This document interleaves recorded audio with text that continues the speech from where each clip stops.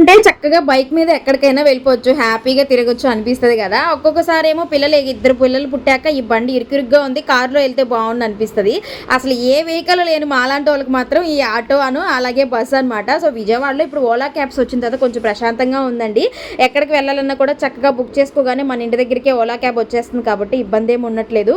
ఇదివరకు అయితే just road మీదకి వెళ్ళి మాట్లాడుకొని అప్పుడు వెళ్ళాల్సి వచ్చేది. రైల్వే స్టేషన్లో దిగినా అంతే, లేదు అంటే మా ఇంటి దగ్గర నుంచి అయితే ప్రకాష్ నగర్ సెంటర్కి వెళ్ళి అక్కడి నుంచి మాట్లాడుకోవాల్సి వచ్చేది అనమాట. సో ఇప్పుడైతే కొంచెం ప్రశాంతంగా ఉంది. ఇక్కడైతే మేము మార్కెట్కి బయలుదేరాము పొద్దున్నే టిఫిన్ అది చేసేసి.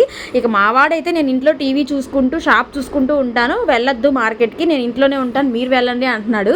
వాడిని ఒక్కడిని వదిలేసి ఎలా వస్తాం చెప్పండి. అందుకే ఇంక వాడిని కూడా తీసుకొచ్చామన్నమాట. అందులో షాప్ కూడా క్లోజ్ చేయొద్దంట, హ్యాపీగా వాడు స్నాక్స్ తినడానికి. సో ఇంకా మార్కెట్లో దిగాము. దిగ్గానే ఇక్కడ గుర్రపు బండి అయితే కనిపించిందండి. ఈ గుర్రపు బండ్లు అసలు కనపడకుండానే పోతున్నాయి.